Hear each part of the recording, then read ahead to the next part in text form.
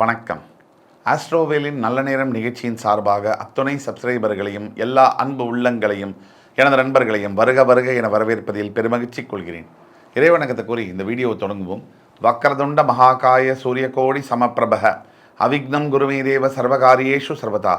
தென்னாட்டுடைய சிவனே போற்றி, என் நாட்டவர்க்கும் இறைவா போற்றி. அன்பர்களே, நண்பர்களே, இன்றைக்கி நம்ம பேச போகிற தலைப்பு என்பது ஒரு மிக மிக முக்கியமான பிரத்யேகமான தலைப்பு.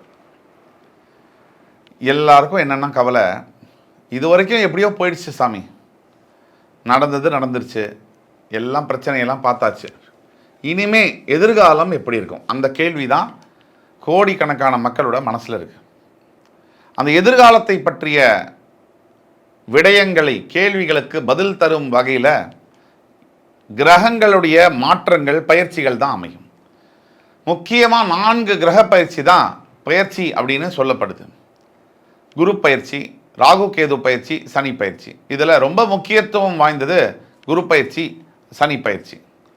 இதில் குரு பயிற்சி ஒரு ஆண்டுக்கு ஒரு முறை பெயர்றார். ஒரு ராசியை விட்டு இன்னொரு ராசிக்கு பெயர்கிறார். தேவர்களுடைய குருவான பிரகஸ்பதி முழு சுபர், தனகாரகன், கல்விகாரகன் என்று அழைக்கப்படுகின்ற குரு பகவான் மேல்நிலை வேலைகள், ஒரு IT, hi fi job, white collar job, இதுக்கெல்லாம் காரகத்துவம் பெற்ற கடவுளாக வருகிறார். இந்த குரு பகவான் வருகின்ற ஆண்டு, இந்த ஆங்கில புத்தாண்டில் ஏப்ரல் 30 பெயர்ந்து மேஷராசியிலிருந்து பெயர்ந்து ரிஷபராசிக்கு செல்லவிருக்கிறார். கிருத்திகை நட்சத்திரம் 1ஆம் பாதத்திலிருந்து பெயர்ந்து 2ஆம் பாதத்திற்கு போகவிருக்கிறார். இந்த குரு பயிற்சியானது 12 ராசிகாரர்களுக்கு என்ன பலன்களை தரும் அப்படிங்கிறத பற்றி தான் இந்த வீடியோ. இன்றைக்கி நம்ம பேச போகிறது குரு பயிற்சி பலன்களில் 2024 கன்னி ராசி. இந்த கன்னி ராசி நேயர்கள் எல்லார்ட்டையும் நல்லவனாக இருக்கக்கூடிய ஒரு ஆள் தான் கன்னி ராசி. யார்கிட்டையுமே கெட்ட பேர் வாங்கவே மாட்டாங்க. அப்படி வளைஞ்சு நெளிஞ்சு சுழிஞ்சு கிழிஞ்சு உள்ளே போய் வெளில வந்துடுவாங்க. இது கன்னி ராசிக்கு இயற்கையாகவே வரும். எதுவும் எஃபர்ட்லெஸ்ஸாக வரும். அப்படிப்பட்ட கன்னி ராசி நேயர்களுக்கு குரு பயிற்சி பலன்கள் எப்படி இருக்குது அப்படிங்கிறத பார்த்துருவோம் வாங்க. குரு பயிற்சி பலன்கள். இது நாள் வரை கன்னிராசிக்கு அஷ்டமஸ்தானத்தில் மேஷராசியில் இருந்து வந்த குரு பகவான் இப்பொழுது பாக்யஸ்தானமான ரிஷபராசிக்கு ஏப்ரல் 30 கிருத்திகை நட்சத்திரம் 1ஆம் பாதத்திலிருந்து 2ஆம் பாதத்திற்கு பெயரவிருக்கிறார். குரு இருக்கின்ற இடத்தை விட பார்க்கின்ற பார்வைக்கு பலம் அதிகம் என்பது உலகத்தில் இருக்கக்கூடிய அத்துணை ஜோதிட நிபுணர்களுக்கும் தெரியும். கன்னிராசிக்கு குரு யாரு? இது தெரியாம குரு பயிற்சி பலன்களை நம்மளால் பேச முடியாது.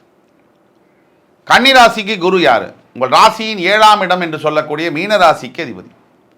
உங்கள் ராசிக்கு 7ஆம் இடம் உபயராசி. நீங்க சரம் ஸ்திரம் உபயம், கடகம் ஸ்தரம், சிம்மம் ஸ்திரம், கடகம் ஸ்தரம், கடகம் சரராசி, சிம்மம் ஸ்திர ராசி, கன்னிராசி உபயராசி.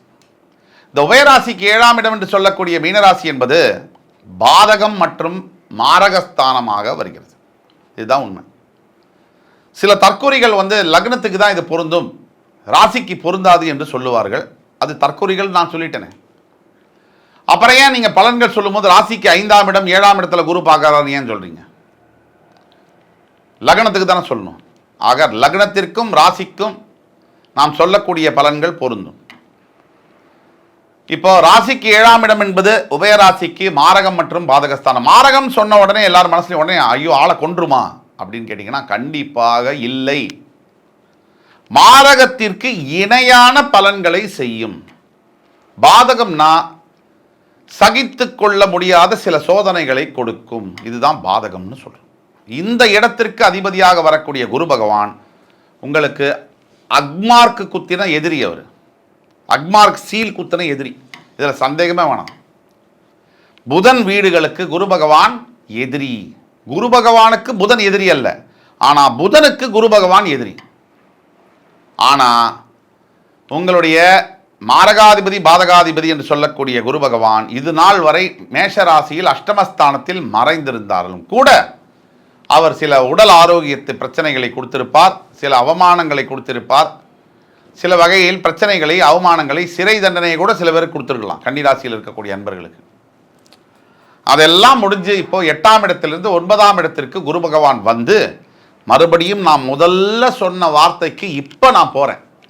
குரு இருக்கிற இடத்தை விட பார்க்கிற பார்வைக்கு பலம் அதிகம் என்ற வகையில் அவருடைய 5ஆம் பார்வையால் உங்கள் ராசியை பார்க்கிறார். குரு பகவான் ஒரு முழு சுப கிரகம், பிரகஸ்பதி தேவர்களுடைய குரு. 5ஆம் பார்வை என்பது ஸ்பெஷல், சிறப்பு பார்வை. அந்த பார்வையால் குரு பார்வை உங்கள் ராசிக்கு கிடைக்கிறது. என்னதான் எதிரியாக இருந்தாலும் நல்லவன் நல்லவன் தான், கெட்டவன் கெட்டவன் தான். ஆக நல்லவனா பிறப்பிலேயே இருக்கக்கூடிய குரு பகவான் உங்களுக்கு 5ஆம் பார்வையாக ராசியை பார்க்கும் பொழுது பல விதமான யோகங்களை கொடுப்பார்.